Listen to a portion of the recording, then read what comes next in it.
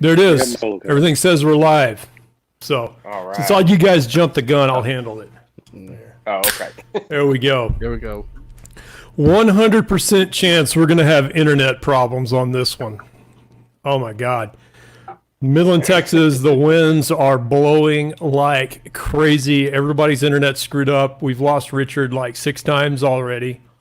And I have had 2 complete and total internet dumps today. So, Mike, you seem to be, Mike and Harvey, the most stable. So you guys are going to have to break out and duet or something like that if we go off the air. You know, I'll pull out my repertoire of just classic rock songs, and we can just jam to that. So, is your ukulele within reach? Oh, hang on. There we go. There we go. That's cool, man. All right. Hey, so we got Harvey and Richard with Permian Basin Archery Association. And I'll tell you guys how this happened. We talked about it before. When I am visiting in Houston, my wife and I both go to X10 Archery. X10 is built, I would say, primarily around the Olympic archery, that style, but they have everything, but a lot of competition archery. And one day, in I guess 40 years of archery, I just decided, man, what if I hired an instructor and spent some time with somebody to learn how to do this? So we did. We hired an instructor at X10. And she said, as we were done, she said, archery clubs are everywhere, wherever you guys are from. I guarantee you there's one there. And I thought, man, I never even looked because I shot at a commercial range here or there. They've been off and on since 70s and 80s that there were commercial ranges. Sure enough, Googled it up, and here you guys are. Pretty active club. So, how long have you guys been doing this? Well, let's see. The original club was around in the early 90s, and actually, I believe it may have been 70s. 70s. Because Dan and Fred and all them were in it years and years ago. Then we had a short sabbatical of no participation, and then, if I remember the story correctly, Pablo, thought, well, why do we not have a local club? So he started doing the research and getting in touch with here, there, and yonder, finding out where all the stuff for the club is. And I guess he revived the club. How long's it been, Richard? Do you know? He was 12. I'd say Pablo will probably correct us, but I'd say 13, 14 years ago. Okay. And it's been going strong ever since. Okay. That's cool, man. Well, I Facebook stalked you guys like we do pretty much anybody that comes around. It's a busy club, and I have seen pretty much every style of archery you can come up with represented on there. It was pretty cool. And I know this area, West Texas, is pretty heavily centered around hunting, and I guess with hunting you get 3D folks primarily. Yes. So within the club, we have several people that are freestyle shooters. They go around and they compete in the ASA style tournaments. They actually travel quite a bit. And that's a fun deal, but there's a lot of us that are primarily hunters, and that gives us an off-season, real good representation of hunting type scenarios. I'm not sure everybody likes it when Richard and I set up the course, because we're subject to make it a little harder, a little more realistic than I think what it's supposed to be. Is it one of those where you crinkle your toes in the boots and the target will run off? That's bow hunting to me. Yeah. I thought, was that you, Richard? Kind of a little bit behind trees, try to make it more real. Well, what, sir? I'll share my experience. We put them behind trees. We can turn the angle a little bit. Yeah, well, that's hunting. You get to shoot through bushes and and all that. Nothing's where you want it. I tried my first bow hunt in, I guess around 1991. A bunch of guys at the sheriff's office. We had a lease, and it wasn't ideal. It was pretty much a rifle lease, and we had to set everything up, blinds, feeders, and all during the season and be gone during the season. Everybody's nodding their head. I'm sure that's a common thing in bow hunting. And we didn't, some of the guys, the better hunters, they scored a deer or two. And then in 2014, I was going to give it another shot. And it was kind of late in the game. And I'm right-handed and left-eye dominant to the point that I shoot a rifle left-handed in competition. So that causes a problem if you're using a peep sight in archery. Sure. And I thought, you know what, screw this, man. I have loved crossbows since I was a kid, and I bought a crossbow. And being an actual, no shit, professional rifleman, I thought this isn't going to be a problem. I'm going to put the crosshairs on it, let it go, and there'll be meat in the freezer. And that's when I saw deer, turkey, and all the game actually jump over the projectile. And I dropped a deer dead in her tracks, really nice meat deer, aiming, center mass where you should. And the deer jumped back and caught her in the neck, dropped her right there. But I just thought, I'm going to injure an animal. I'm going to screw this all up. And above all else, this is more work. I'm not, I've hunted for the challenge. I've hunted all kinds of critters. Hiking in the backwoods, all that sort of thing. At this point in my life, I want to be back in the cabin with a fire going and animal hanging in the tree, ready to go, washed up, getting ready to go in the morning, and a freezer full of free-range organic meat. So much respect to you guys that are archery hunters for real, because that's not my thing anymore. I actually sit in my stand. I sit in an open tripod, kind of nestled back in a tree. So on those 30 and below mornings, I'm out there in the elements. If it's cold, I am cold. I have to wear lots of layers. There is no heater.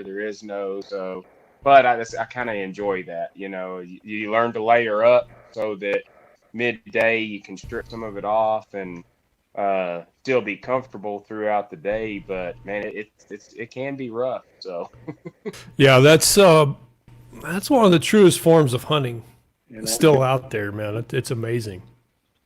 Well, and then you got the guys that hunt the pigs with spears and whatnot. So, and I'm a blind guy. Yeah, I'm into blinds. Yeah.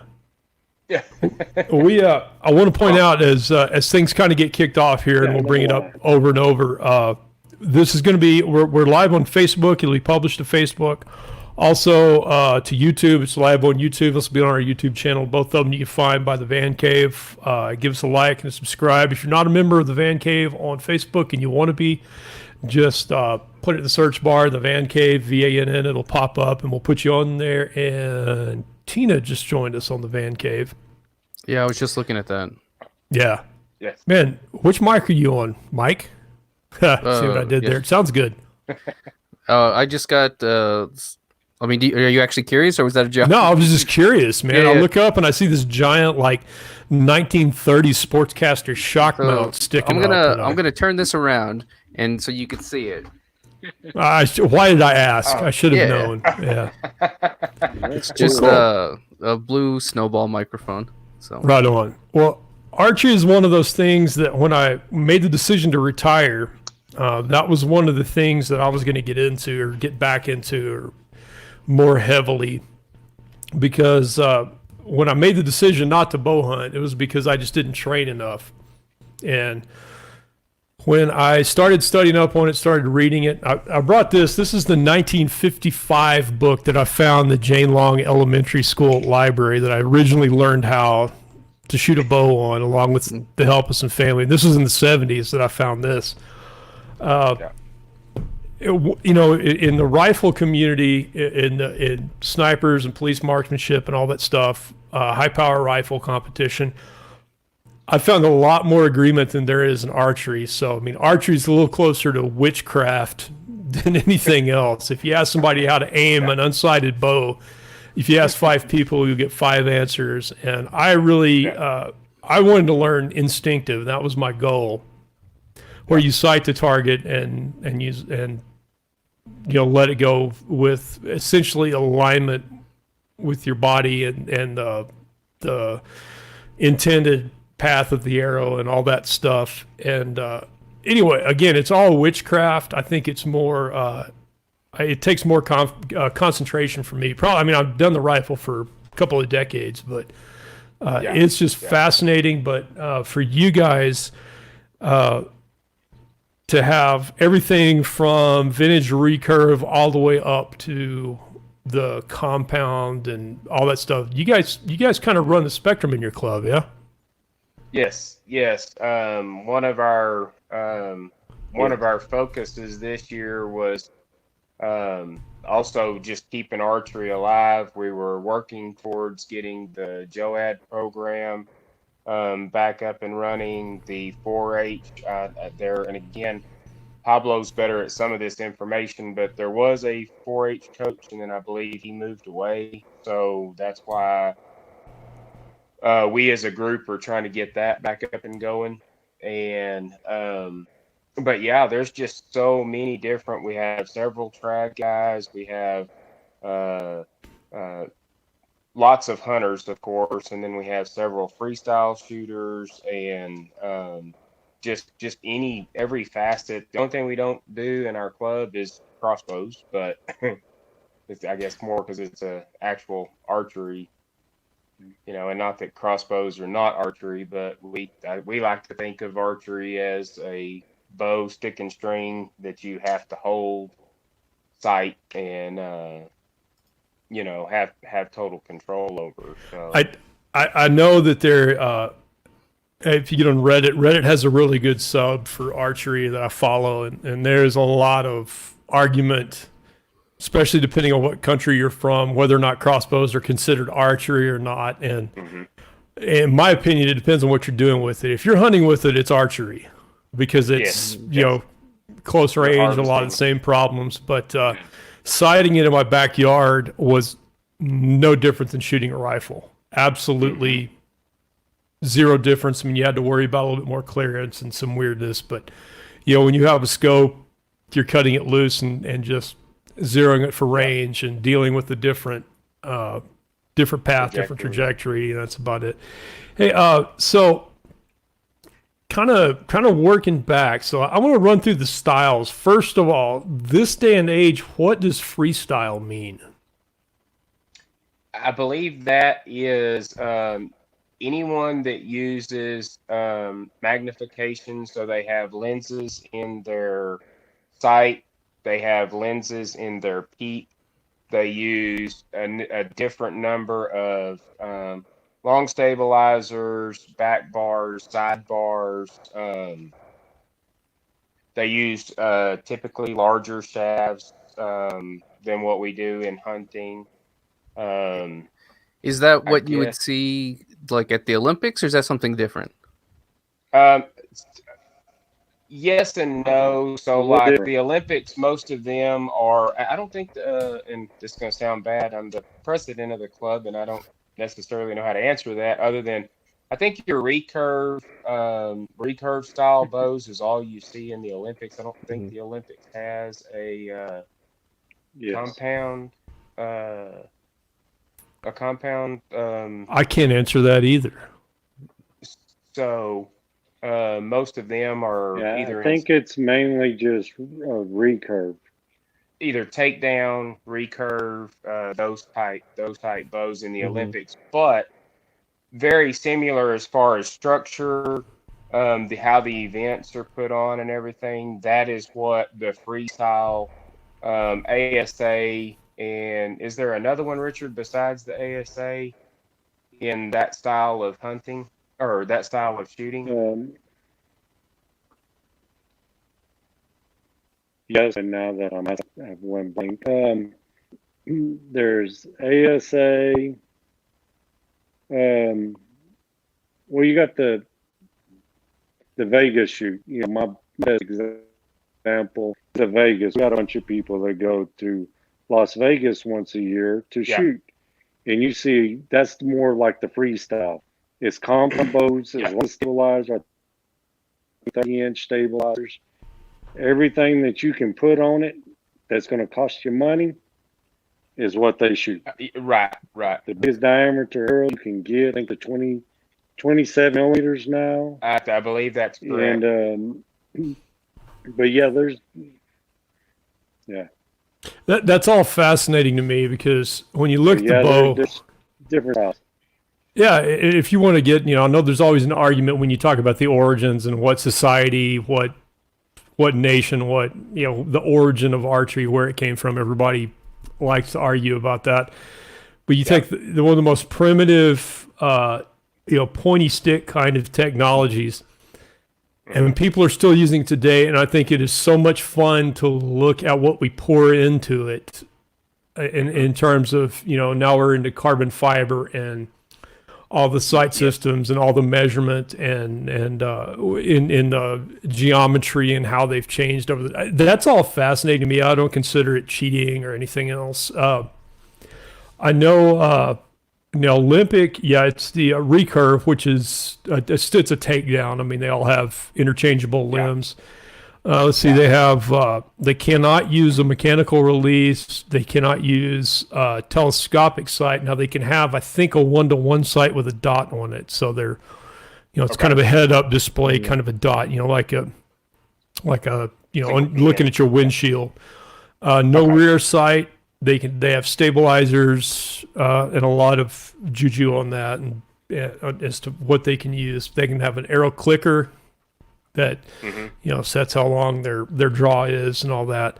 And then what I got into sort of accidentally was bear bow, which is an Olympic recurve bow with none of that shit on it. Like you can have weights and that's it, and you're back into witchcraft country. And I like it because it's frustrating as hell, and you there's a lot of form to it. There's a lot of the art to it. I mean, it's like if you've ever had to deal with a martial art that has a kata to it, like the dance form stuff, funokata. It reminds me of that, because instead of having an instructor or sensei that says, "Hey, you didn't do that. Your left hand should be here," or whatever, your arrow will fly, off the target, miss. You'll slap your chest. You'll catch your nose, your wrist or whatever. And so you have to kind of go back on your own and figure it out. Now, I've actually set up cameras and videoed myself, and then made notes after I talked to an instructor and figured all that stuff out. But there's still a lot of folks that are into the traditional stuff, right? Like the early. I actually bought a recurve last year just to actually step back. It's kind of like when I bought a black powder rifle, because I'm kind of a fan of going backwards. Not that I don't like my compound, nor do I not like my high-powered rifle, but the primitive side of it is pretty cool. That's kind of a comment I was going to make. That book you have is really cool, because it's funny how so much stuff is exactly the same from beginning of time to now. And then at the same time, it's all changed because of carbon fiber arrows, carbon fiber bows, the limb geometry, the cam geometry, the difference in arrow reactions between a recurve or a trad style bow to a compound.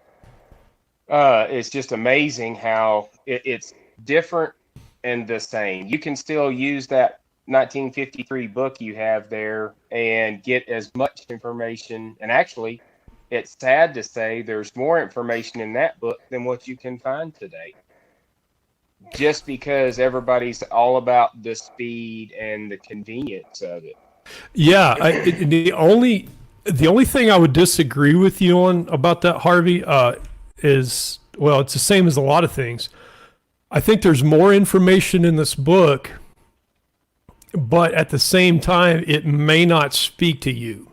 And Kalpa Slattery just said, "Wow, this sounds like golf." It's exactly like golf. which I think golf is an abomination unto the Lord. And here's why. I can justify this because I took 2 semesters of golf in college. I was taught from the time I was about 10, 12 years old. All the men in my family, the dudes that I work with, they all play golf. I could not get good enough at golf just to enjoy a game with my friends. Okay, I'm not kidding.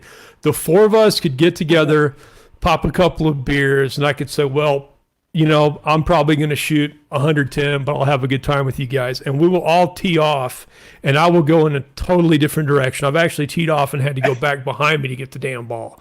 It's just not my game. One thing I have learned from the 1950s era, who's the old flannel shirt, fedora, trick shooter? Oh, Fred. Well, Fred Bear was Fred Bear was the hunter. The hunter. It'll hit one of us later, but eventually you can go through instructor, shooter, or YouTuber after another on the line, and you will find somebody that says something that clicks. And that's the only difference I have seen between the modern time and back when I was a kid trying to learn it. Is someone will say something that just sort of talks to you. Sure. And makes a difference, or they have the same problem, or they have the same kind of build. Because some people, if you're built a certain way, I have a 31 and a half inch draw. Okay. Okay. A big draw. That's you get to I can't. It's hard to buy stuff my size. It's weird. I have to chop arrows. Buy really long ones, and then when I get one that's supposed to be tuned to this bow, well, now that it's 3 freaking feet long, it flops like a piece of spaghetti and all that stuff. So there's so much juju in it. You'll finally get to one person that can kind of speak your language. Does that sound? Yeah, that's Are we exactly there? right. That is it. Yeah. Yeah. Are you talking about Brian Ferguson? Is he the guy that shot the aspirin and the drops of water and all that stuff? Yes. Right. Yep. Byron Ferguson. That's Byron. Byron. Byron. Yeah. When you said that, I started to say, that's Bob Munden, but he's the guy that does the trick shooting with the pistol, the quick draw, and so the 6-shooter style. He loves the long Colt, but Byron Ferguson's the one that does. Now there's a next generation of them that are coming up that are doing some of the same, but that man is awesome with a longbow.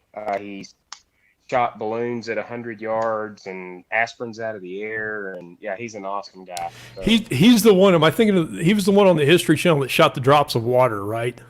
Yes. Is that the guy? Yeah, that's on YouTube. You can find that. In fact, I think if you're a YouTube Prime member, pretty much everything that was on the History Channel back when it was cool is on there in its entirety, and Discovery, Wings, and all that stuff you can find. And that dude he sets up an inverted bottle with a drop of water and a high-speed camera, and you can see that arrow bending going through that stuff. That is some fascinating gear to me.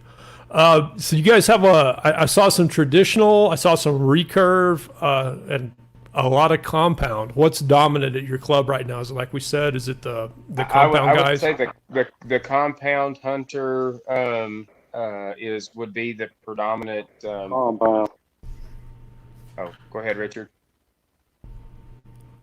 I think you said compound. We're getting some lag on Richard for some reason. Okay. Compound, and even most of our... the compound's the number one. Yeah. Okay. Yeah, and that's the way I would have, because even in our freestyle shooters and our semi-pro or ASA shooters, most of them we have one that is a Olympic style shooter, and he's cool to watch. He's got all the gear and everything, and that's actually pretty neat. We have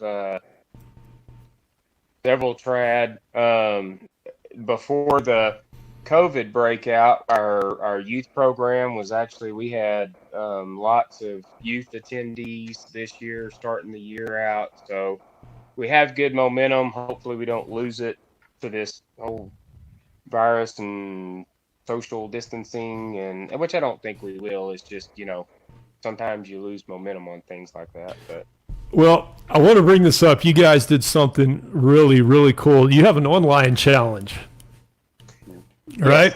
Yes. So I got one of the targets here, the 5 spot, and I cannot tell you how intimidating that is to just a regular.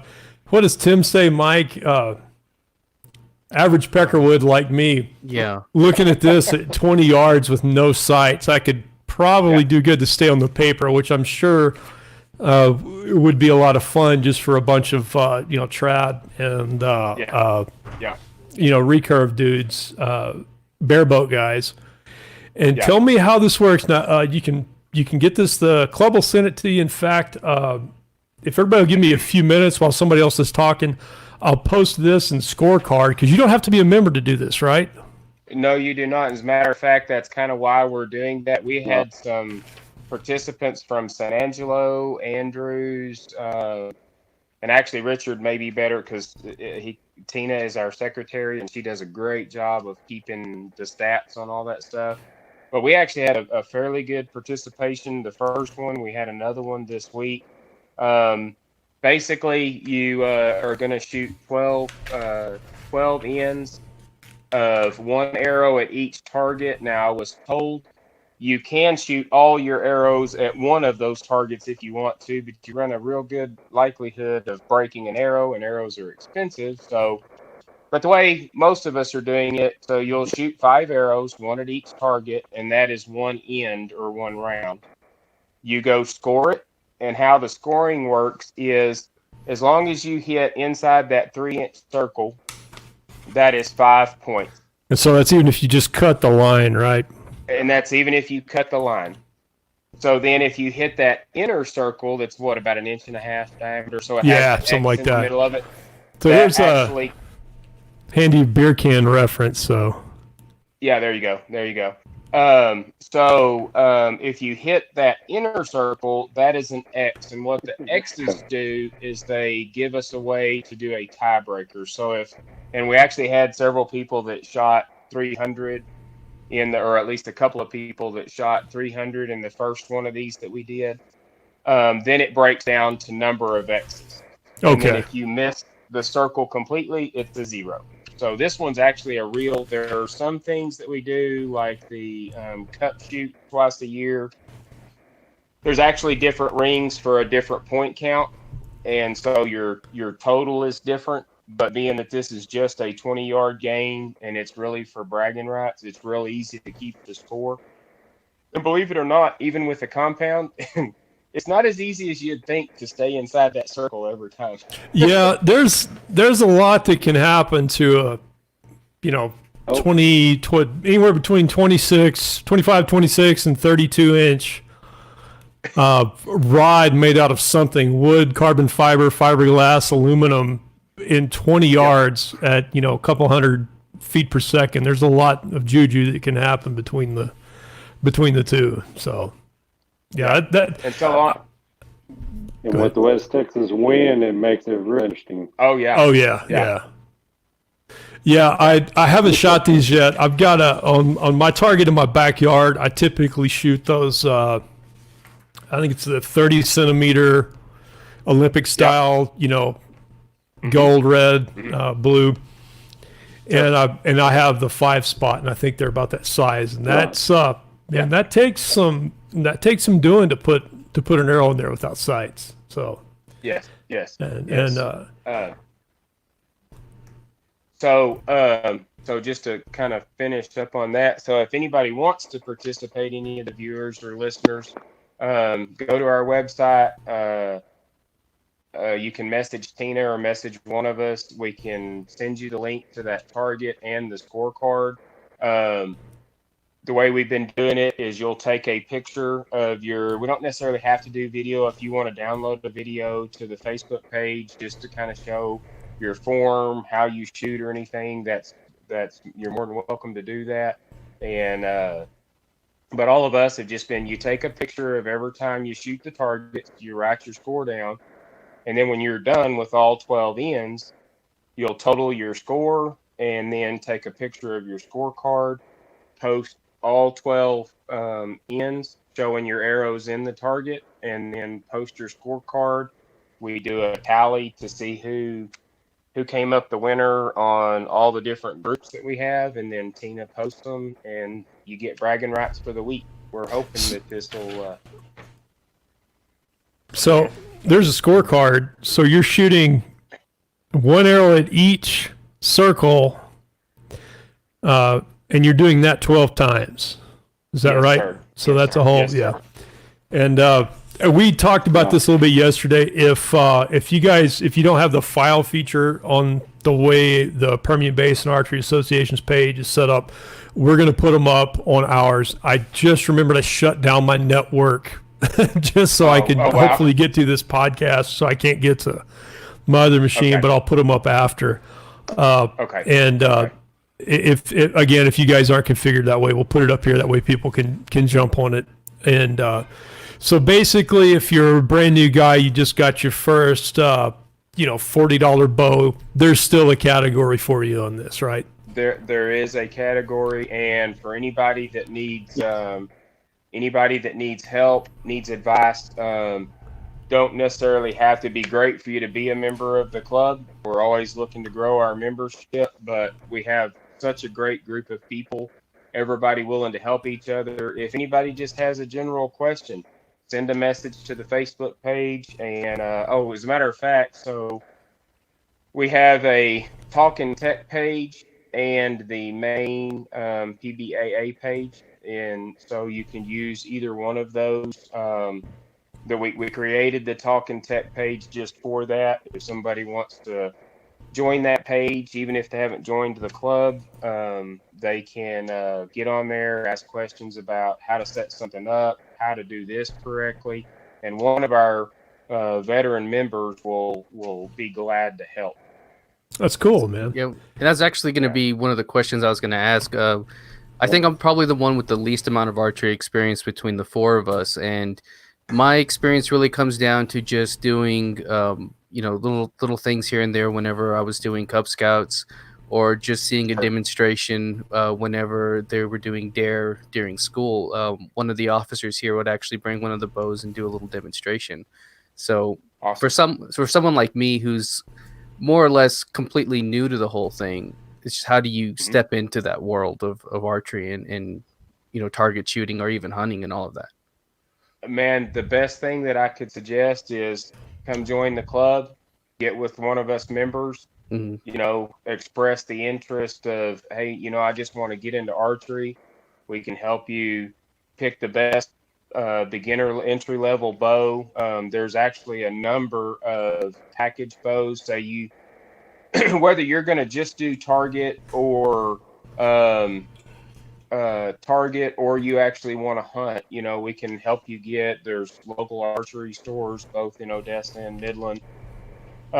We could kind of point you in the right direction of good options. And I would always suggest, especially to make sure you're going to like it. It's kind of like when I bought my first kayak, I did not go out and buy a $4,000 kayak. I went to Academy and I bought a Pelican kayak because I thought, man, that looks like fun. I want to go try it out. So I go buy a $400 kayak to go try it. Now I'm in love with it and I want to get a bigger kayak, but you don't go spend $4,000 just to try something, Yeah. And so, but we have several veteran archers that love helping people, help you get your peep sight set up, your sight set up, proper form, because that's an interesting comment I'll make. There are people that feel like a compound is cheating, much the same as some people feel like a crossbow is cheating or, cheating. Yeah. But, you still have to have really good form. You have to have consistency in how you draw, how you anchor. It's not as easy as everybody thinks it is, So even at that 20 yards, Hold on. What's that, Richard? I said, no, but we've all started at the beginning, and if it wasn't for a lot of the men that are how would I say it? None of us have had experience at one time. With the teachers, it comes. It doesn't have to be the greatest. I mean, some of us shot trees, and we've been doing it for 15, 20 years and still shoot a tree. Yep. So, yeah, there seems to be a lag. What Richard was saying, he was actually referencing our first shoot of this year. We set the 3D course up, and he and I've been bow hunting for a number of years, and I missed the target. We actually had some people from Andrews that came down to participate, and so they're kind of nervous shooting with us because it's our club and everything. We're trying to tell them, oh, no, it's fine. You know, we're just out here to have a good time. I missed the first target, and Richard shot the tree that the target was sitting next to. There's all kinds of stuff like that to make us feel human, right? There is. You know, none of us are perfect, and you know, that's just the nature of how it goes. Things happen, you know. So there's I've noticed in the internet age. I'll tell you a funny story, and this happened in archery, and I made a note here to tell you guys about it. When I got my first bow, 1970, probably about 1975, 1976. I was 4 or 5 years old. We go to Gibson's, and I get a fiberglass Ben Pearson that's like 20 pounds. Comes with a few arrows, little quiver, the leather tab, and all that's the arm guard. And I still have that bow, and it still works just as it did, back then. But now the stuff you can buy just from Amazon, and this is one of those weird markets. Fencing gear was the same way. Sport fencing that I coached and competed in for years, is that there's cheap stuff that comes from China, but it's cheap stuff that China makes to use in China, like that's in use in their schools and things. So when you buy like a Samick bow or some of these, just, you can get bows for $20, $30. You get a kit for $40, $50. And it's actually better. And this is a weird time to say it in the middle of, all the tensions with COVID-19 and the U.S.-China trade issues. This isn't just crap gear. It's actually decent stuff going up to the last few years. But the story I was going to tell, because I talk too much, guys, sorry. There was a time that if you were a kid in Midland, Texas, and you're watching, say, the Olympics on TV, and you see the guys, lining up with the Olympic recurves and the sights and all, and you think to yourself, where the hell would I buy something like that if I wanted it? And in the 90s, gearing up for that trip, I'm going through a black and white catalog with hand-drawn crap because it's stuff that not even the local archery shops had. So the other day, I was just, this is when I was sick. I just got out of the hospital, and I'm flipping through archery videos. There are these dudes riding horses, shooting balloons with Mongolian horse bows. And I go, all right, watch this. Mongolian horse bow on Amazon, and there's like 10 different choices. Wow. Where you can buy a freaking Mongolian horse bow on Amazon, just no problem. Yeah. So what do you think about the whole entry gear world right now? Well, that's what I was saying earlier, man. There are so many, bow tech. Well, just about every manufacturer, they make a entry level package, which the package will come with a rest, a sight, most likely some arrows, the bow, and a quiver of some sort. That is a fantastic. They're usually, and some people may say this sounds expensive, which there's probably some, but a quality entry level bow should be in the anywhere from $399 to $600 range. And we're talking for a compound, right? For a compound. For a compound, yes, right? Yes. And then if you wanted to do the most of your, which a lot of your traditional equipment is very reasonable anyway. You can buy a really decent recurve or a takedown or one of those, still in the 299 to 499 range, and I mean really a decent bow, you know.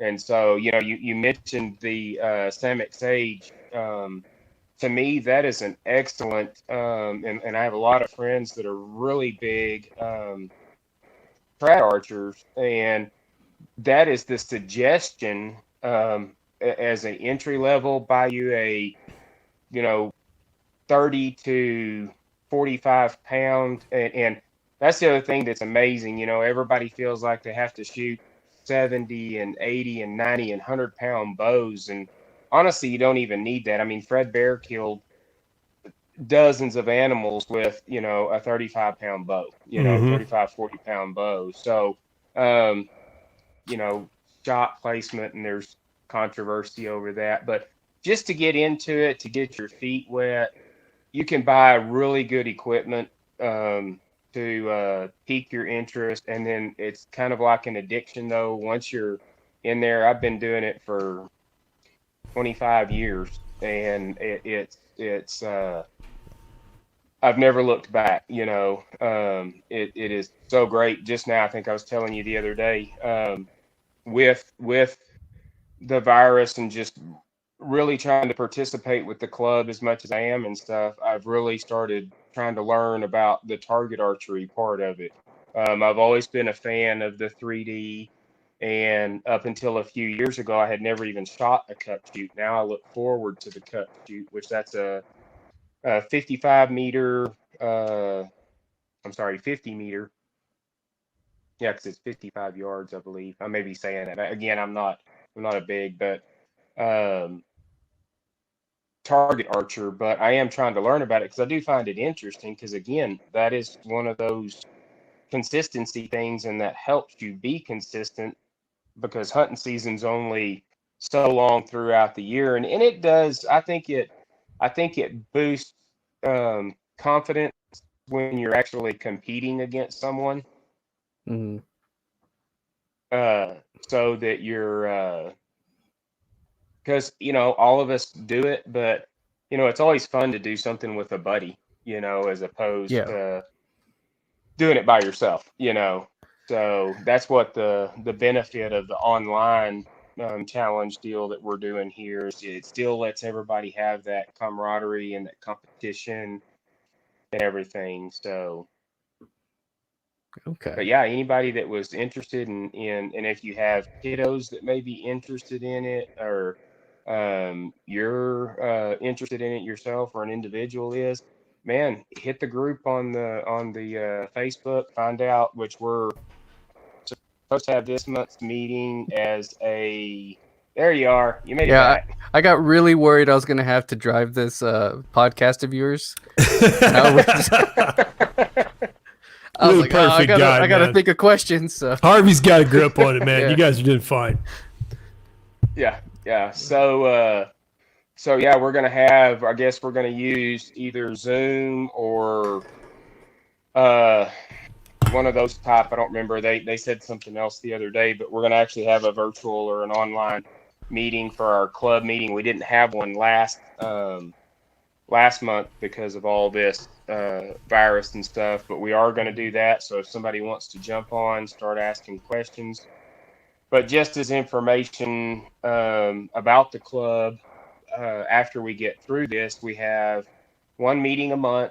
We discuss, you know, business, how we want to do things, plan work days at the range, membership drives, anything like that. Everybody's encouraged and welcomed at the meetings. You have a voice when you're a club member, and you know, just try to keep archery alive and just keep growing the club, you know.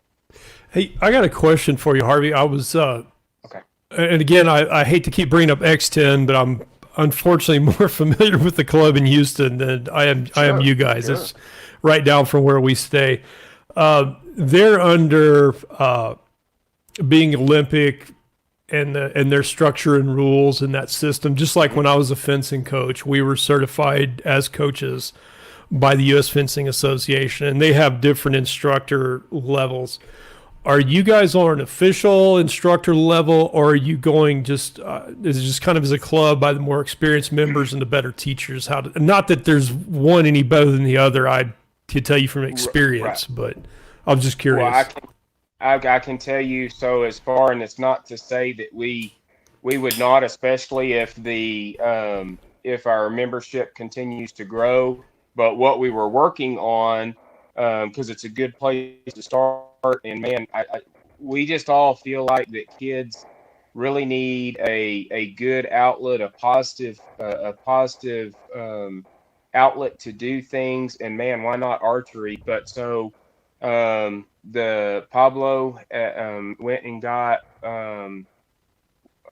one of his certifications at the beginning of the year. One of our other coaches, I think, is a level 2 instructor, and he may actually be, I think he's fixing to go get his level 3. Richard and I are trying to go get our level 1 and level 2 certifications so that we're actually certified coaches for teaching the youngsters. And I don't know that it can't also apply to adults, but as far as there being a certified coach, I don't know that any of our members are, but I will tell you the freestyle shooters that we have, they all shoot really well. Not to say Richard and I don't, but we don't shoot as often as they do or compete like they do, but they would be excellent coaches, and I'm sure any of them would make time for somebody. We're all pretty passionate about archery and are willing to help. As you know, I'll tell everybody a funny story. Normally, people probably don't tell on themselves, but at the these are the best kind. These are the best kind. So during the first competition that we had last week, I was at round 9 and had been working in my yard trying to get my rounds in before it got dark. I needed to submit my card and everything. Well, I shoot a thumb release, and occasionally, at some point, I'll get smart and put fingernail polish, something on it. I want to let everybody know real quick. What he's talking about is a device that's actually strapped to your wrist that holds the string for you, right?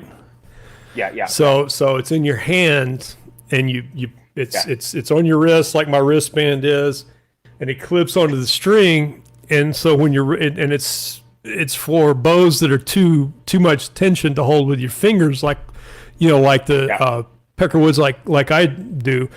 So you're holding this monstrous draw weight with a let off that's all cammed off, and then you trigger it with either a finger like you would a gun or your thumb. So this is a little device that I want, because you told me this story and I loved it. But just so you guys know, this is a little tiny thing, that you hold in your hand, the size of this little mouse. So anyway, there you go, Harvey. Okay, so this one you actually release it with your thumb and you hold it like this. And so now for 23 years, I've used a wrist strap. So just so everybody understands how this happens. So the new release, and of course, one of our other members said, "Hey, you ever thought about a wrist strap for that thing?" Thanks, Nate. Anyway, so I don't have a wrist strap on it. I just hold it. It fits in my fingers. It is actually a 4-finger release. So I get it drawn. Well, it has adjustment for how sensitive the trigger is. Only it can, after a period of time of shooting, that screw can move to the point that it will not let you release the string at all. So at the end of the day, I've shot a bunch, not in very good shape anyway. So I go to release, and when I'm holding it, I'm not actually holding it very tight as it is. So I push the trigger thinking, and normally I'm putting back tension against my string. And so I think the arrow's gone, and somehow I let my release go. It goes through my bow. It breaks my rest off. It breaks my sight, and it breaks the release. So nice. Yeah, it was fantastic. Well, I'll tell you, I've got a miraculous story. I had the same bow again from 1976-ish, bought at Gibson's. until I went bow hunting with my friends when I started the sheriff's office bow season of 1991. And this is a fiberglass 20 something pound. Of course, as I grew, by the time I'm a grown ass man shooting, 31 and a half inch draw, which the bow can do. I have no idea what the draw weight was. But when I was a kid, I don't know, 12, 13, we lived out in the country. And we were friends. We knew Midge Erskine, the lady that rehabbed all the hawks and owls and stuff here in Midland. And so every once in a while we would go hunting and we would clean out, rabbits and stuff for her, freeze them and take them to her to feed to these birds. And anytime I went archery hunting, pretty much came back with an empty bag. I mean, I just sucked. And I came home from school one day and I thought, I should probably go bag something for Midge. And we lived out in the county and I stepped out on our porch. We lived in a trailer, so the porch is 3 or 4 feet off the ground. And I saw a rabbit way out there and I gave him the whole English longbow way up in the air. And I want to preface this for the archery people. Back then the arrows, when you bought one of those, you got these crappy like dowel rod arrows that were crooked and you're a kid, so you don't buy good arrows. And you can buy, glue fletched arrows and stuff. And you buy the ones with the cheap plastic fletching poked on it. And we had gone down to Oshman's and bought aluminum, knowing absolutely nothing about weights or anything. So these things were probably made for a 70-pound, compound bow. And of course, now that I had some allowance money, I bought the big, gnarly, the Bear broadhead that was like, an inch and a half wide. So this arrow probably weighed more than the bow. And I launched this thing, and 27 minutes later, it fell and killed that rabbit, graveyard dead. And I paced it off at 76 yards. Awesome. This was luck. This was not skill. So anyway, so Midge's birds got to eat that day, but that's my one miraculous story. Everything else I've done in archery is pretty much a shit show from then on out. So, but that's cool. The instructor thing, I was asking about it because of all the different styles. The only certification I was aware of was more along the lines of, the Boy Scout entry level on up to the Olympic type people. Sure. And they were fantastic at picking out, form problems and stuff like that. But I really want everyone to understand, Mike and I, we're in the fencing club together, and I've been around a lot of stuff like this. And I'm a huge proponent of local clubs that anybody can walk in off the street with your hands in your pockets and no knowledge of it and enjoy yourself. And there's a place for you. You are going to go out to a place like PBAA and these other things and see guys with $3,000 worth of gear that are stacking arrows on top of each other, but that doesn't mean there isn't a place for you, right? That's exactly right. There are no dumb questions. There are, I think that's where Richard was headed earlier, or maybe he made the comment yesterday. We all started somewhere. My very first bow, and I don't know how many people would still know that or recognize this, but there used to be a magazine that you bought stuff out of that was called Finger Hut. And so, as it turns out, my first bow was actually a nice bow, but my first bow came from Finger Hut. We made payments on it in order to pay for it, but it was a mail order Browning bow, and I killed lots of animals with that bow, so it worked out great.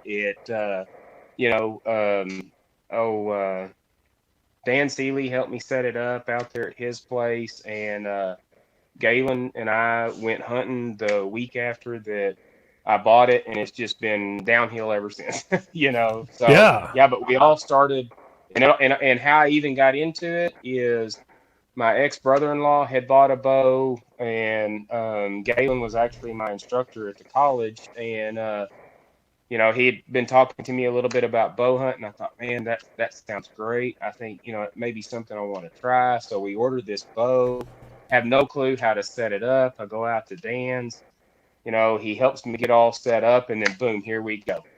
And so my very first shot on a deer ever, and Galen this whole time had been telling me, there's such a thing as the animal jumping a string, and it's really not as easy as you think it's going to be and everything. So I'm like, okay, yeah. So we go to San Angelo, and it used to be the Corps of Engineers land. Now the state runs it, but it's where you turn off a 2288 back in there. I don't know how many of y'all are familiar with San Angelo, but anyway, there used to be and actually you can still, I believe, part of that hunt in the month of October by getting your public lands permit. Is that, they do draw hunts. That's where the state herd, the longhorn herd is, right? Yes, that's correct. But in the month of October, that is still actually state land. So there are certain sections you can hunt as much as you want for the month of October. So for anybody that doesn't have a place to hunt, you really need to look into public lands. Texas is one of the, other places complain that Texas is, landlocked. It's expensive to hunt here. There's actually a lot of public hunting in the state of Texas that nobody even realizes is there. I was only aware of that because of a draw hunt. Cliff Sykes, Bill Martin, they've both been on the podcast, and we've hunted out there during the draw hunt with rifles, and they had the state herd and all that. And there's a couple of funny stories that are going to take us way off of archery.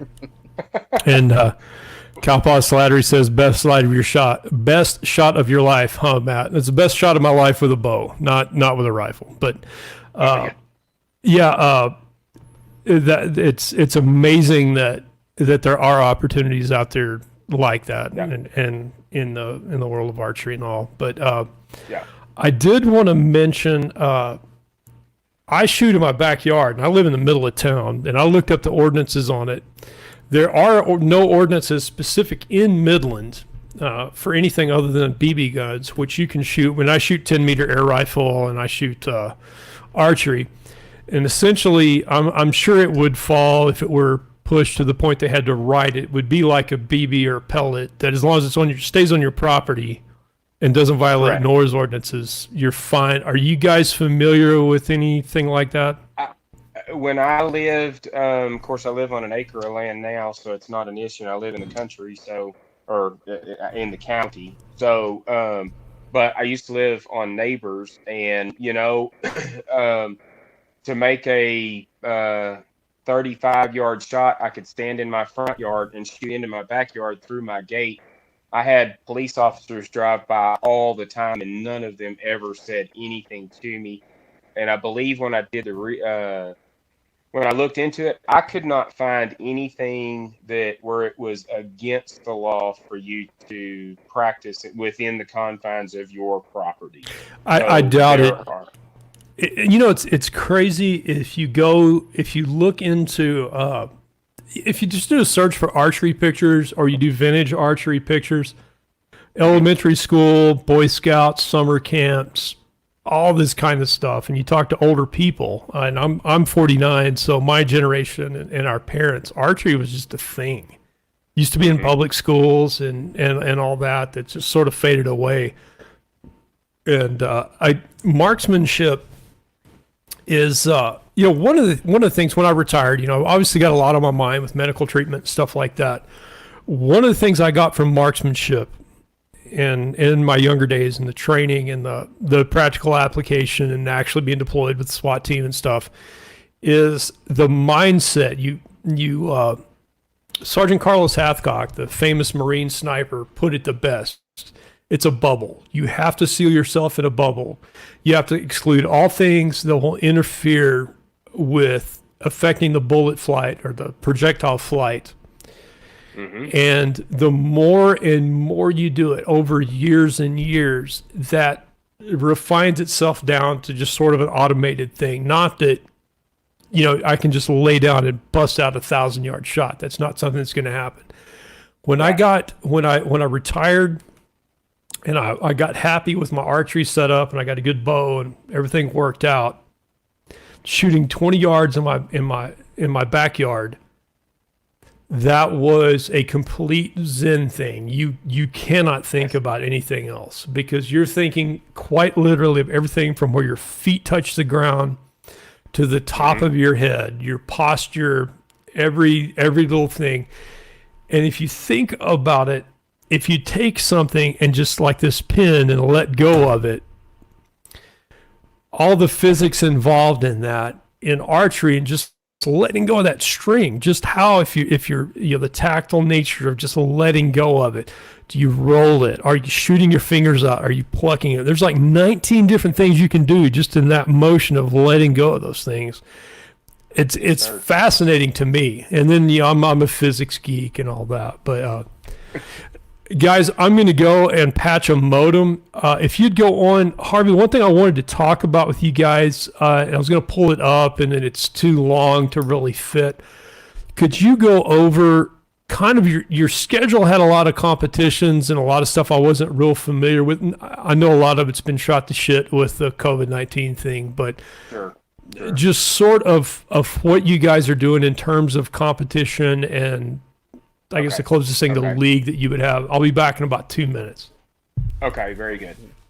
So each year we have a designated number of 3D fun shoots, and that is, for anybody that doesn't know what 3D is, they're life-size foam animals, and they have a scoreable kill zone on them, and we set them at random.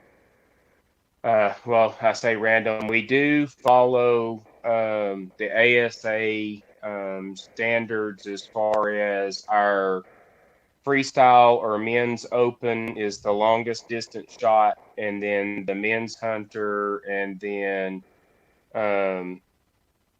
women's and youth freestyle, youth hunter, and then kiddos. And if I left out women's hunter, I didn't mean to, because there is a women's freestyle or women's open, and then so there's an open and a hunter for every men and women's, youth, and children. And so in those, everybody just shoots for the best score. And then we've been trying to do 2 of the cup shoots a year. This year they were both scheduled for the 2A months, so April and August. But we're hoping that all this will pass and we can still maybe have the fall or late summer cup shoot. The other one was supposed to be this month, and so goodness. Are these events that you're gonna push back and just postpone, or are you canceling them altogether? We actually have not discussed that yet. I'm hoping that's one of the things that we will discuss in this month's meeting when we have it. Again, I don't know how to, because it's already cumbersome. It would be cumbersome, I think, to try to make up too many of those shoots. So part of this season may just be a scratch. I don't know. I can't answer that for the entirety of the club. So it would be fantastic if we could make some of them up, but I just don't know. We may be limited to our online challenge that we're doing. And so back to say, so the cup shoot is a fixed position shoot or a fixed distance. Everybody shoots from the same distance. You still shoot within your group, and you're part of your group, whether it's the 3D fun shoot or the cup shoot. So like I'm always in the hunter class, so I don't use any kind of magnifier. I use less than 12-inch stabilizer. I use hunting arrows. Mine is basically a hunting setup. And so the trad guys are still pretty much, even though we're all shooting as a collective, you're competing against people within your group. So, but anyway, it's a fixed distance, and like I said, and I know I'm getting that wrong. I think it's 50 meters, which is 55 yards, I believe. I'm and back, so, and go ahead. Okay. Sorry, I'm getting some latency in there. Okay. There's Richard. He came back. Yeah, got him back. And I just busted my ass trying to sit down. Unfortunately, we saw that too. Yeah. I'm wearing my fishing shorts. They're like the nylon stuff, and I sat down on the edge and I shot the chair clear across the other side. But because I'm stupid, I was trying to reach for one of the pots on the mixer over here. But that's cool. Harvey, I wanted to ask you guys. I was going to pull it up, but my bandwidth is. I just tried changing some stuff with the modem, and it didn't work. One of the coolest videos on your page I saw the other day, you guys were shooting throwing targets like skeet. Oh yes. That was awesome. I loved it. And that's something that was. Tina did. Say that again. Go ahead, Richard. Say that again. I was just saying my wife did that. The videos and stuff. Yeah.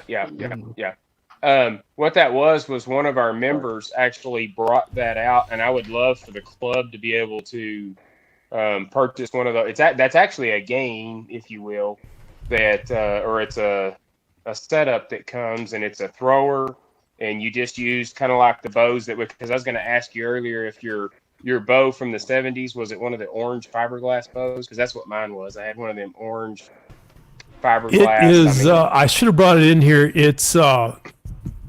It doesn't have a finish on it, like the orange YMCA bows. Like YMCA's were all orange, or was it YMCA or Boy Scouts? Anyway, it's kind of a tan color, and it's got the rubber molded grip on it that looks like you know it's got the fake leather wrapping on it and all that. But it's that one. It's pretty cool. But so that's what he had with those, and I gotta tell you, I only got to try it a couple of times, but I could spend hours doing that. That just was a pretty phenomenal, and I think it would make you a great archer if you could learn to. And I think that launcher that he had would throw it as like a running, so it's kind of like a skeet thrower, but for archery. So it would throw the running rabbit or a high or a moderate level launch of the target. So it was pretty neat. So that I saw that and I thought, man, that would be a blast to try because I tried that with my friend Ronnie Aaron. He and I were investigators together at the DA's office. And when we were kids, about 12 years old, I had that bow, a handful of wooden arrows, and we were walking around a vacant lot in the middle of town. And we found a milk crate full of 45 RPM records. You know, it was all, it's probably worth $1 billion now, but it was all crap we didn't care about.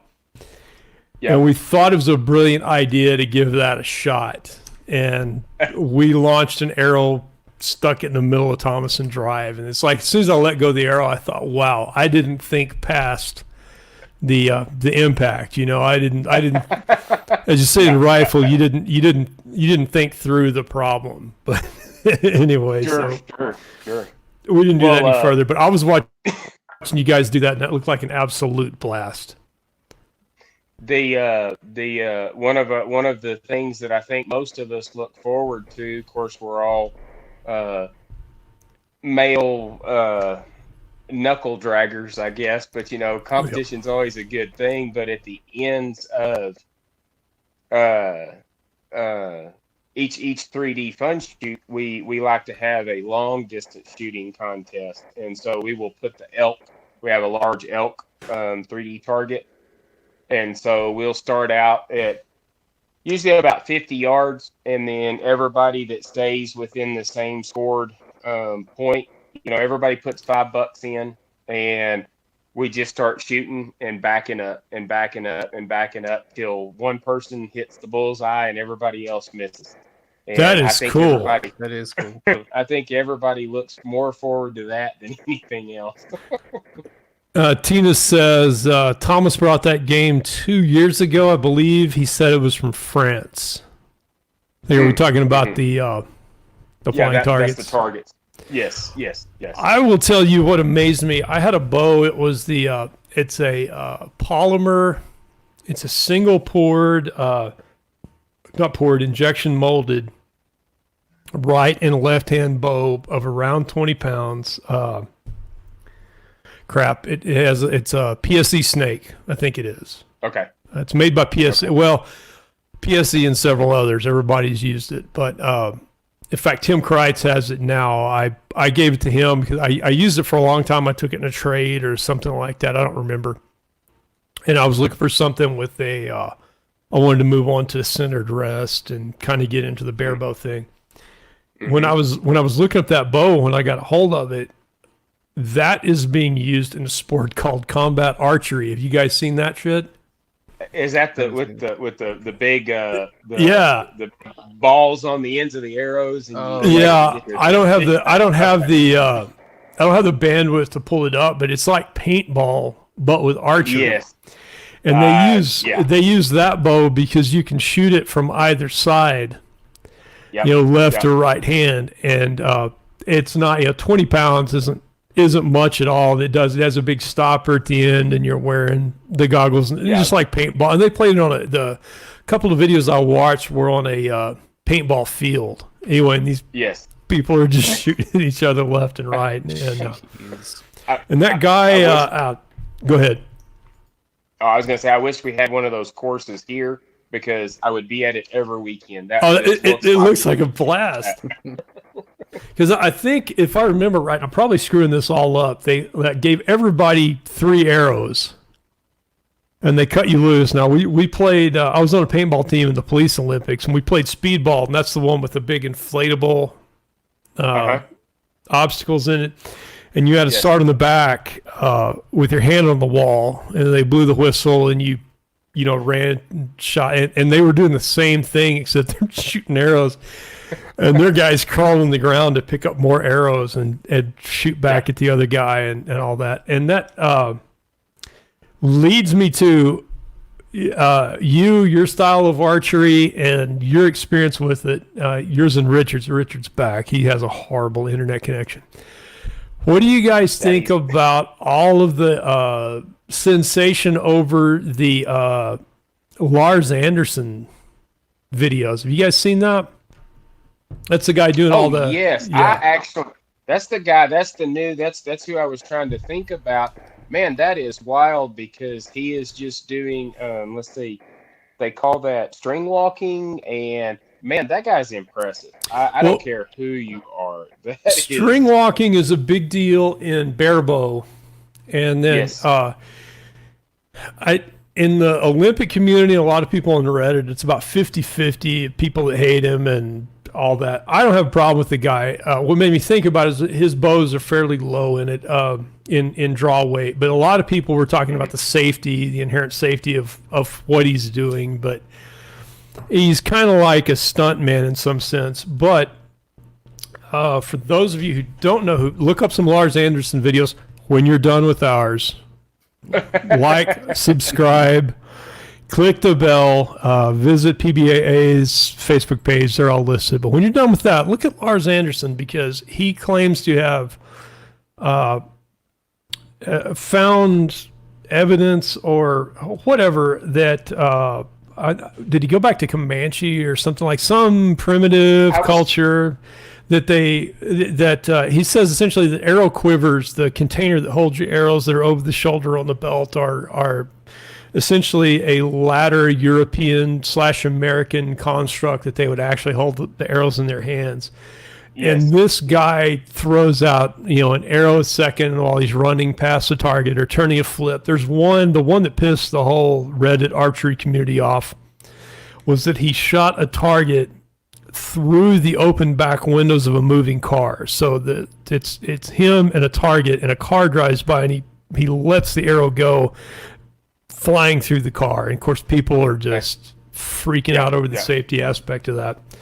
But those were not bows of enormous draw weight either. So I see, and I think I also read because he does the one where he catches the arrow out of the sky.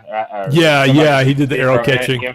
And I seem to remember seeing a lot of negative because, of course, people need to understand he is a professional, and I'm sorry, anyone that can be that proficient and efficient with a weapon, he is a professional. But it seems like, youngsters, people with lacking in common sense, don't realize not everybody needs to be grabbing an arrow out of the sky and or out of the air and turn around and firing it back. So it seemed that there was a lot of controversy about that one too. So, but I think it's pretty impressive. I think things like that are how much time did he have to spend to become efficient at that?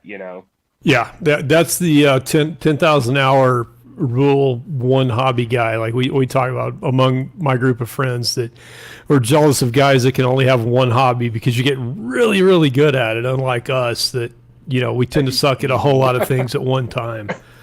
But yeah, those are low draw weight, very primitive bows. Sure. I mean, nothing even I probably have, I want to say $300 into my bow. It's a Galaxy. Oh, sure. They're Korean takedown, riser and the different limbs. And I mean, it's more accurate than what he's using. He's just way better with it. It's the whole thing. The other thing is again, and it's just like everything else that you do. What he is doing is you could say he's preparing himself to be more of a combat style, end of the world apocalypse, type scenario.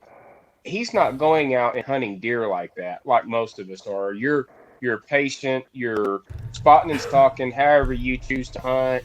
You're most likely only going to harvest one animal at a time.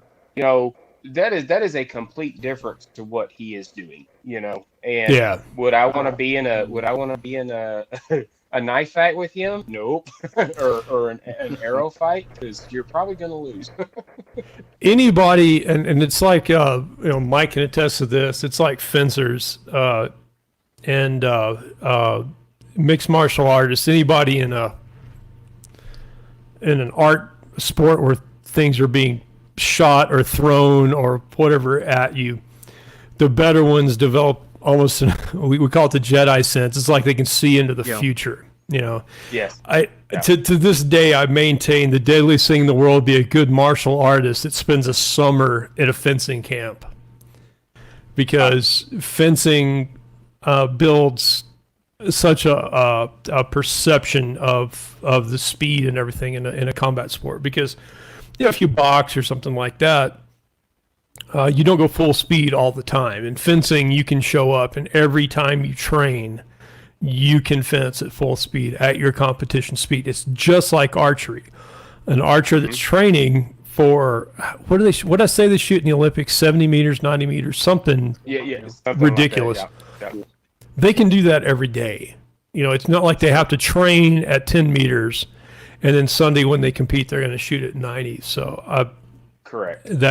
So I have a total respect for his skill. As far as the history, I have to remain agnostic on that and say I just don't care, because I don't want to research it enough to have an opinion. But yes, I love reading into their purported or whatever historical information they have on how people made arrows and arrowheads and what they thought the draw weights were and how accurate they were and what ranges they could engage in and things like that. That's all interesting, and compare that to the carbon fiber optic age now where we're drilling stuff at 100 yards like you guys are talking about.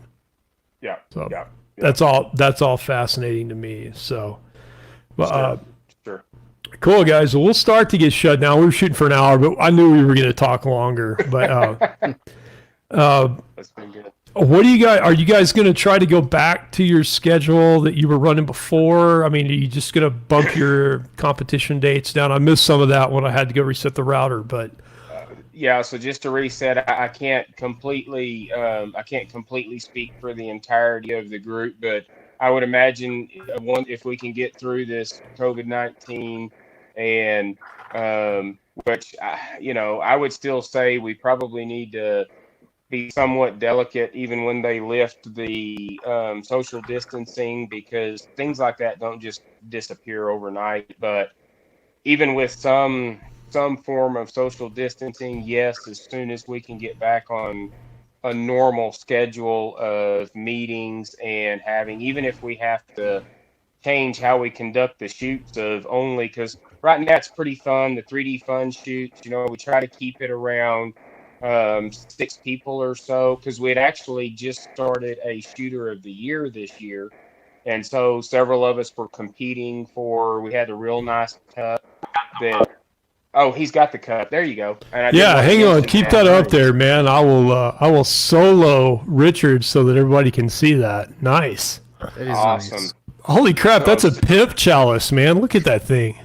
Oh yeah. Oh yeah. Wow. See, and that was an additional fee at each of the 3D fun shoots, and then at the end of the season, whoever had the accumulative highest score, that's actually their prize. We're hoping you had to put 3. Was it 3 or 4, Richard? Were we having to turn in 3 or 4 scores? Yeah. I think it was 4 scores, right? It's 4 scores. Yes. Okay. Yeah. So there may still be plenty of time. 4 scores. Yeah, your top 4 scores. Okay.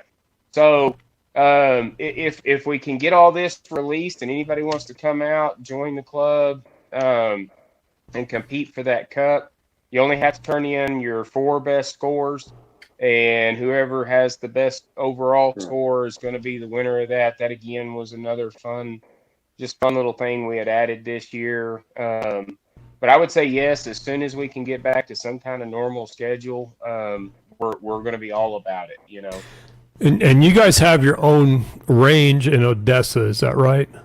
That is correct. The range is actually on South Dixie down right next to the police and fire training. Yeah. Yeah. Right there where Dixie ends, South Dixie ends down there. We share a lot, not really, that may be the wrong way to say that, but the RC club is actually they have a lot right next door to ours. And so we have that range there, and then we have the 3D range that's a little further where the Monahan's Draw is. That's actually where our 3D. So it's actually really fun because it's real wooded through there. A lot of cover, a lot of trails to go through. So it's really not a bad setup. So. Yeah, all that Monahan's Draw down in there is amazing for West Texas. That'd be fantastic for some archery stuff. Yeah. And are there any? Let's see. I know. I've shot on Ally Outdoors here in Midland. I've shot on their archery range because it's free to. I don't know if it's because retired law enforcement or veteran. I show my ID and they let me shoot for free, and it's 20 yards. Their website says 30, but it is a 20-yard. They have target backers. They have 3D. And I'll tell you guys right now, because 3D was mostly compound, I never really looked at it. I was like, yeah, it's cool, but I don't want to. That's enough. I'm gonna figure out bare bow, just recurve. Yeah. And one day I was shooting, I took my target down, I was looking at those 3Ds, and I thought, yeah, I'll give this a shot. And that was a blast. I threw some arrows at the different. I think I have 3 different ones, and then I looked at them. So 3D on the core, the replaceable part of the target actually has scoring rings, right? Yes. I had no idea until I went to pull my freaking arrow out that there's scoring rings on that. Well, that's the part when you went to go reset the router, and we'll just touch on it again. So the 2 things that we do is we have our 3D fun shoots, and they're just set up on the 3D course, of course, at different yardages for the different classes, from open all the way down to under 12 kiddo, just having a blast. And so everybody's shooting against their own, all the hunters, all the opens, and we have, in fact, I think it is listed on our Facebook page if anybody wanted to see the different classes available, the yardages that we shoot at. But yeah, the 3D fun shoots are actually a scored shoot. You do fill out a scorecard, especially those of us that are competing for the shooter of the year. But you don't have to. I'm actually hoping once we get through all this, you'll come out, bring your your bow out and just have a blast with. I think you'd have a great time. We all cut up, we laugh, we have a good time. So, Yeah, as soon as found out about you guys, you had 3 events, and I was out of town for all 3 of them, and then the Chinese bat AIDS thing hit, and yeah. haven't been able to do much else. But yeah, I shoot in my backyard and all that. But are there any? I don't think there are any other commercial ranges around anymore, are there? I see, and I don't know if Midland still has a club like ours or not. I know they have a 4-H for their kiddos. Yeah. I don't know if they have a JOAD program, which is the Junior Olympic Archers. And I never remember what I didn't find anybody else when I searched, and I don't remember how, when, or where I did it. Just after that session I had with the coach, but you guys were the only ones I found around here.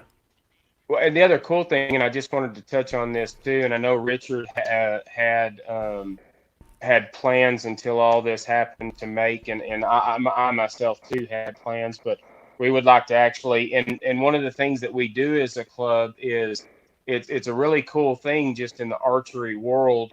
The other clubs that, like Andrews has one, I guess Snyder, San Angelo, we all try to have our shoots at a different time so that you could travel to somebody else's club, check out how they do things. It's just fun to compete against a different group of people. Not that we don't like our core group here, but it's just fun meeting other people, and that's why you said you hate to keep mentioning the X10 in Houston. That's another cool thing about the network of archery is that's great that you're mentioning that. Some of our members may be planning to vacation around Houston. Hey, take your bow with you. You've got a place that you can pop in there, shoot a few arrows, especially if you're going right before hunting season starts and you need to keep practicing.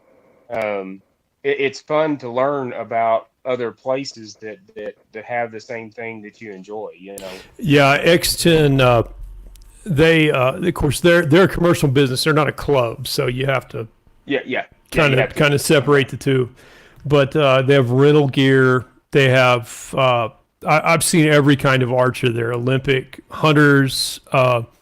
I've seen some guys that are so serious about hunting. They have the LED Knox, the tracer things and all that, and that would show up and shoot with their hunting gear on, like everything they're going to hunt in, like like motorcycles, all the gear all the time, or SWAT, train like you fight like you train, that kind of thing. Everything down. Olympic, those guys, the traditional guys, the flannel shirt, ponytail, boot guys that just made their English longbow, but you still smell the linseed oil on it. All those guys, and the people that just learned, and of course they've got you book online if you want to coach or whatever, or you can just show up. And I've rented bows from them. If we fly in, I don't get to take all my crap with me, but. And I think they have up to whatever Olympic that I can't think of, 70 yards or so. They have a longer 70 or 90. Yeah, they have a longer range, but they are absolutely bleeding right now because they posted publicly on their Facebook. They did a fundraiser. Their rent on their place, which is really nice, and they have a pro shop, is $3,600 a month. And so they're absolutely drowning. I mean, even though they're the owner of the building, all is being forgiving with them, they are just absolutely bleeding. But and that's just one of those things. But fantastic, good representation like you guys. And we were the same way in Midland. There are plenty of commercial fencing styles, and we're a club of people that love it and put it together, and we don't have the gear and the resources that they do. It's the same kind of thing. You guys are doing a fantastic job. So, well, cool. And you guys do all of your online presence through your Facebook page. Is that correct? Yes, sir. Yes, sir. Like I said, the Talking Tech is a new one for this year. Trying to keep some of the, and of course, anybody that has any question, doesn't matter what it is, posted on the main PBAA page for sure. But if you just have a question that you don't necessarily feel comfortable putting on that page, that's what we created the Talking Tech page for. Anything from hunting to just getting your bow set up, what kind of arrow should I use? You know, they're all opinions. You have to make the decision ultimately for yourself, and there's a lot of people willing to help you get pointed in the right direction and go at that. I did want to make one more comment about the club and the range down there. So as being a member, you have full use 365, 7 days a week of the range. We leave some bag targets that are under a shelter out there that Richard and I believe Doug and maybe Jerry, there were several people that were involved with their new little shelters that the targets stay in. Cool. And so for people that don't feel comfortable shooting in their yard or they can't shoot a distance that they would like to shoot, that's the benefit of being a member of the club. Because I've stressed you don't necessarily have to be, but there are so many benefits to being a member of PBAA that it it's not expensive. So it would be beneficial for you just to sign up, be a member, and like I said, you have use of the facility there, and it's a good, safe place to go shoot, and not have to. And a lot of times, if you'll pop onto the web page or get somebody's phone number and say, hey, I'm fixing it, and we have lots of members that do this, and most of the time there'll be at least one other person that will go out there. If you say, hey, it's Sunday afternoon at 2:00, I think I'm going to go shoot a little bit. Somebody's going to be willing to go out there with you. Again, Mike and I were talking when you were in there. I was like, the cool thing about being part of the club too is, any of us can stand, and those of us that like archery, we'll stand in our backyard and shoot for hours. And it's not that we don't like that, but man, you got a buddy standing there. Hey, I'm out shooting you today. The competition just as males, it's fun to have somebody to do that with. Oh, yeah. That is the cool part of having a club, Well, and like I said, I've got a nice quiet place in my backyard. It's 20 yards, but there's just something in the mindset of going somewhere else and shooting. Even if you're by yourself, you're not with another. Yes. Sometimes I would go with a buddy. Sometimes I would go alone, and just shoot. And same target, same distance, and everything. There is just something different about the whole mindset. And Sure. Before we go, I wanted to point it out. Both Richard and Harvey have backdrops of some of their trophies and all. And I killed all these guitars with a bow. All of them, man. All of them out in the wild, one shot. Except for the Fender Precision. I had to chase that one a ways, but yeah. Oh. Well, cool. So you guys are Permian Basin Archery Association. Whether you're watching through Facebook or YouTube, it's down in the comments. I linked you guys there through Facebook. We're the Van Cave. That's the podcast, both on Facebook and YouTube. Give us a like, share, and subscribe. That all goes a long way. None of this is profit paid or advertised or anything like that. Support your local clubs like these guys. They're doing it for their own time, or out of their own time, for their love of the sport. And it's a great thing, guys. Thank you so much for doing it. And thanks for being here and enduring, again, the whole quarantine thing. It would have been a lot more fun to be in here in the Van Cave, drinking a beer with us, which is what we'd originally planned. We've been kicking that around for about a month, but that's going to be a thing for a while. And once it's done, man, let's all get out there and break some sticks. So I think it'll be a lot of fun. Oh yeah. Well, thank you so much for having us. It's been fun. It's been a blast. Hope to talk to you some more. Right on, guys. I'm going to end the broadcast. We'll toast our way out. You guys hang around after we're ended, and we'll chat a bit before we get done. So I saved a little bit. Cheers, gentlemen. If anybody's got anything else, we'll do the virtual clink. All right. Clink. We even got Richard with his pimp chalice out there. Oh no, now he's down to a solo cup. Equally epic. Cheers, guys. Everybody, thank you for watching with the Van Cave. Like, subscribe, give us a share. comment, whatever. We love you guys. Thank you very much. I'll take care.